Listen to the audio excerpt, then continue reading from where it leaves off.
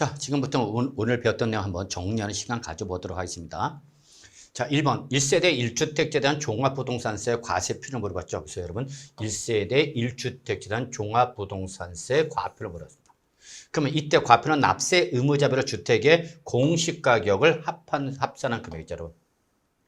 여러분 이거 절대 놓치면 안 되죠. 납세 의무자별주 소유자별로 과세한다. 절대 놓치면 안 됩니다. 여러분 소유자별 과세다. 그래서 명의가 다른 무조건 따로따로 과세합니다. 그 사람이 누구라더라도 부부를 하더라도 따로따로 과세한다. 자, 여기서 얼마를 공제하냐 여러분 12억을 공제하는 거죠. 요게 이번 2023년부터 새롭게 적용되는 개정 규정이죠, 여러분. 그래서 요 주택의 공시가 합산하기 위해서 얼마 뺀 금액 12억 원을 뺀 금액 여기다가 역시 뭘 곱하는 거죠? 공정시장 가입비를 곱한 금액을 바로 종합부동산세 과표라는 거죠. 다만 그 금액이 0보다 작다면 이때는 뭐로 봐라? 0으로 봐라 하는 얘기죠. 자, 1세대 1주택자 주택 공시가격이 11억 원입니다. 그러면 1세대 1주택자 주택 공시가가 11억인데 우리 얼마 빼라죠? 그러면 12억을 빼라죠? 그럼 여기다가 공정시작가비를 60% 곱하는데 여기에 마이너스가 나오잖아요, 여러분. 그 마이너스가 나오면 이거 뭐로 보라 그러면 0으로 봐라 그 얘기죠. 0으로 본다는 것은 납부도 안 하겠지만 환급도 안 해주겠다 그 얘기입니다, 여러분. 아시겠죠? 그 다음에 하나 더 모든 주택의 공정시장가액분은 여러분 60%라는 걸 절대 놓치면 안 됩니다. 이걸 꼭 기억하셔야 돼요. 그래서 종합부동산세 이 주택에 대한 종합부동산세는 개인이나 법인이나 주택수나 관계 이시 없이 무조건 몇 프로다? 60%다는 걸 꼭 기억해 두시기 바랍니다. 여러분 아시겠지? 아시겠죠? 예. 자, 근데 2번 위에 해당하지 아니하는 개인, 즉 다주택자인 개인을 말하는 거죠, 여러분. 자, 그러면 이때는 종합부동산세 과표는 역시 납세 의무자별로 주택의 공시가를 합산한 금액에서 얼마 빼는 거죠, 여러분? 여기는 9억을 빼는 거죠. 1세대 1주택자 때는 12억을 빼는 데 반해서 다주택자는 얼마 빼는 거죠, 여러분? 9억을 공제한 거죠. 예. 여기다 역시 공정시장가표로 무조건 몇 프로 여러분? 60% 곱한 거를 과표로 한다는 거 꼭 기억해 두셔야죠. 3번 공익법인 등을 제외한 법인, 즉 여기서 말한 법인은 뭐예요, 여러분? 영리법인이죠. 영리법인. 이때 영리법인은 개인에 대한 주택분 종부세보다 무겁게 과세를 하겠다는 게 취지인 거죠, 여러분.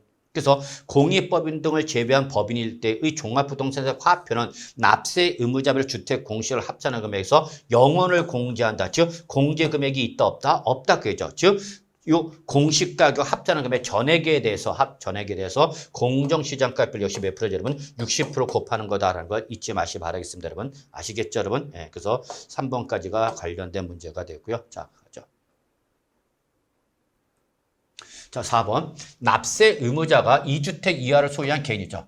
자, 개인의 주택에 대한 종합부동산세율을 무조건 주택수를 따져서 주택수가 2주택 이하일 때, 그 다음에 3주택 이상일 때로 구분하셔야 되는 거죠. 그래서 개인일 때의 주택에 대한 종합부동산세율은 2주택 이하일 때는 기본세율 0.5%부터 2.7%까지 7단계 초과 누진세를 줘야 한다. 이게 기본세율이 되는 거죠, 여러분. 기본세율이라는 거죠. 근데 개인의 주택에 대한 종합부동산세율이 바로 누구면 3주택 이상 다주택자인 거죠, 여러분. 그때는 요거보다 기본세율보다 무겁게 과세가 되는 0.5%부터 5%까지 7단계 초과 누진세를 적용한다는 걸 잊지 마시기 바라겠습니다, 여러분. 아시겠죠? 자, 그 다음에 여러분, 요게 6번, 7번이 이번 2023년 4월 달에 개정된 겁니다, 여러분. 예, 그래서 참고하시기 바랍니다. 요거는 뭐 시험에 출제될 가능성은 조금 떨어지지 않는가 생각합니다, 여러분. 예. 그래서, 자, 상속세 및 증여세법에 따른 여기는 상증법상 공익법인이죠. 공익법인이 직접 공익목적 사업에 사용하는 주택만을 보유하고 있는 경우라든지 여러분 또는 공공주택특별법상 공공주택 사업자로서 우리 사업의 특성 등을 고려하여 대통령을 정하는 경우 이럴 때는 주택수와 관계없이 즉 2주택 이하냐 3주택 이상자나 관계없이 무조건 0.5%부터 2.7%의 기본세율을 적용한다라는 걸 잊지 마시기 바라겠습니다, 여러분. 그래서 이렇게 공익법인 중에서도 우리 상속세 및 증여세법상 공익법원에서 주택만을 공익목적 사업에 사용하는 주택만을 보유하거나 공공주택 사업자 등 대통령으로 정하는 경우일 때 한해서는 이때는 2주택 이하는 물론이고 3주택 이상이라 하더라도 그냥 기본세를 적용하는 거다라는 거 잊지 마세요. 그리고 7번 요거를 제외한 나머지 공익법인이죠. 주택건설사업자 등은 이러한 경우일 때는 이때는 주택수에 따라서 그죠 여러분 주택수에 따라서 2주택 이하면은 이때는 우리 0.5%부터 2.7%까지 7단계 초과 누진세를 주는 거고 여러분 3주택 이상이다 그러면 이때는 3주택 이상일 때는 이때는 바로 0.5%부터 5%까지 7단계 초과 누진세 적용하는 거죠 여러분. 그래서 요 6번과 7번은 여러분 공익법인이고요. 공익법인일 때는 이때는 항상 여러분 개인과 똑같이 무슨 세를 적용한다 여러분? 누진세를 적용하는 겁니다. 근데 영리법인일 때는 이때는 영리법인은 누진세율이 아니라 뭐예요 여러분? 무조건 2.7% 또는 5%의 비례세를 적용하는 거다라는 걸 잊지 마세요. 그래서 영리법인일 때가 공익법인보다 세율이 높아진다 그 얘기죠 여러분. 아시겠죠? 꼭 기억해 두시고요.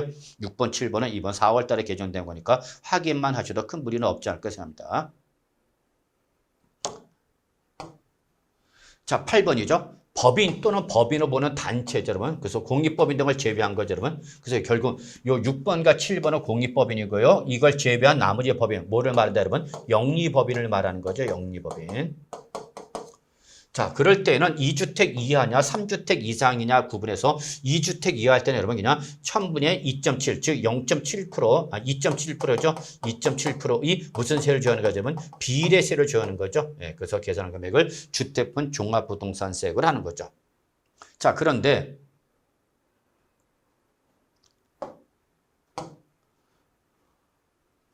9번 법인 또는 법인으로 보는 단체로서 역시 공익법인 등을 제외한 거니까 뭐죠? 여러분? 영리법인을 말하는 거죠. 예. 그래서 이때는 여러분 우리 3주택 이상이다. 그래서 아까는 우리 2주택 이하인 거죠, 여러분. 여기서 이런 영리법인에서 2주택 이하인 거고 여러분 여기는 3주택 이상이다라는 걸 특징으로 기억해 주시기 바랍니다, 여러분. 자, 그럴 때는 얼마죠, 여러분? 최고세율 5%의 비례세를 적용하는 거죠, 여러분. 5% 비례세를 적용하여 계산한 금액을 주택분 중부세를 한다라는 거 잊지 마시기 바라겠습니다, 여러분. 아시겠죠? 자, 그리고 10번 개인에 대한 종합부동산세 세부담 상한이죠, 여러분. 그러면 이때는 주택수에 관계없이 대통령 정하는 바에 따라서 계산한 세액의 무조건 몇 프로죠, 여러분? 100분의 150이죠. 그래서 2주택 이하 3주택 이상이나 상관없습니다. 무조건 우리 개인에 대한 세부담 상한은 무조건 우리 150%가 되는 거죠, 여러분. 근데 만약에 개인이 아니라 법인에 대한 주택이죠, 여러분. 법인에 대한 주택분 종합부동산세 세부담 상한은 여기는 적용한다, 적용하지 않는다, 여러분. 법인일 때는 주택분 세부담 상한선을 적용하지 않는다는 거 같이 비교 정리해 주시기 바랍니다. 자, 여기까지가 매일 정리 노트 해설이 되겠습니다.